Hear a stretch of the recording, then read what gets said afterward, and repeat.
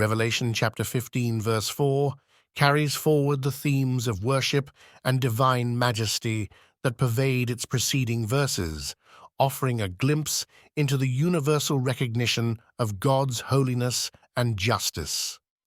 This verse reads, "Who shall not fear you, O Lord, and glorify your name? For you alone are holy. For all nations shall come and worship before you, for your judgments have been manifested." This verse poses a rhetorical question that emphasizes the inevitability and the appropriateness of fearing and glorifying God. It underscores an essential truth about the nature of God, his uniqueness in holiness, which sets him apart from all else.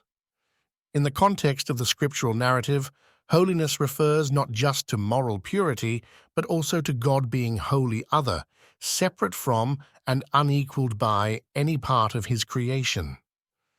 This recognition of God's holiness is foundational to understanding why he is worthy of worship and reverence.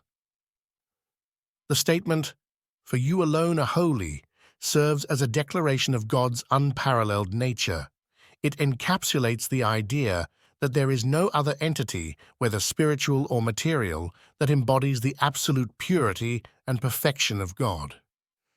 This acknowledgement is not only a statement of God's character, but also a call to align one's attitude and actions with this truth, recognizing his rightful place as sovereign over all.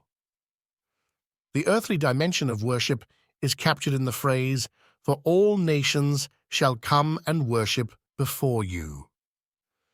This is a prophetic vision of a future where God's sovereignty and holiness are recognized universally, transcending geographic, ethnic, and cultural boundaries. The inclusivity of all nations highlights the universal scope of God's kingship and the reach of his redemptive plan. It speaks to the heart of the gospel message, which is intended for every person across all divisions of humanity.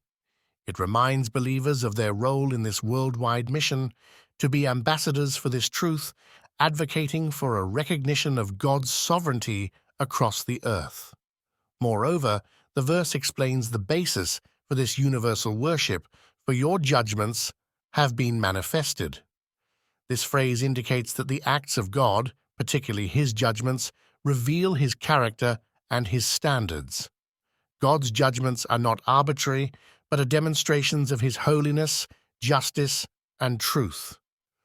They are manifestations of his nature in action, revealing his commitment to righteousness and his intolerance of sin.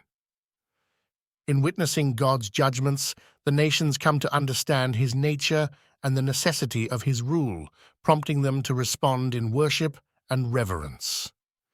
In today's context, this scripture invites believers to reflect on their perception and representation of God's character. It challenges individuals to consider how they demonstrate the holiness of God in their daily lives and how they contribute to a broader understanding of his nature within their communities. It encourages a lifestyle that not only respects God's holiness, but also actively promotes it through actions and words that align with his character. Furthermore, the anticipation of all nations worshiping God serves as a comfort and a hope for believers, especially in times of difficulty or when the world seems indifferent or even hostile to the values of their faith. It assures them that the ultimate outcome of history is the acknowledgement of God's sovereignty and goodness by all peoples. This future certainty can provide strength and patience to believers as they live out their faith amid a world that often seems at odds with the values of the gospel. This verse also holds a challenge for personal and corporate worship practices within the church. It prompts a re-evaluation of how worship is approached, emphasizing that it should reflect the holiness of God and be grounded in a correct understanding of his nature and deeds. Worship should not be merely a routine or cultural expression, but a profound acknowledgement of God's unique holiness and sovereignty. Revelation chapter 15, verse 4 is a powerful call to fear, glorify, and worship God because of his holiness and the manifest justice of his judgments. It not only reassures believers of the righteousness of God's actions, but also looks forward to the time when his sovereignty will be universally acknowledged and celebrated. It challenges today's believers to live in a way that honors God's holiness and to foster this recognition in every sphere of influence they occupy.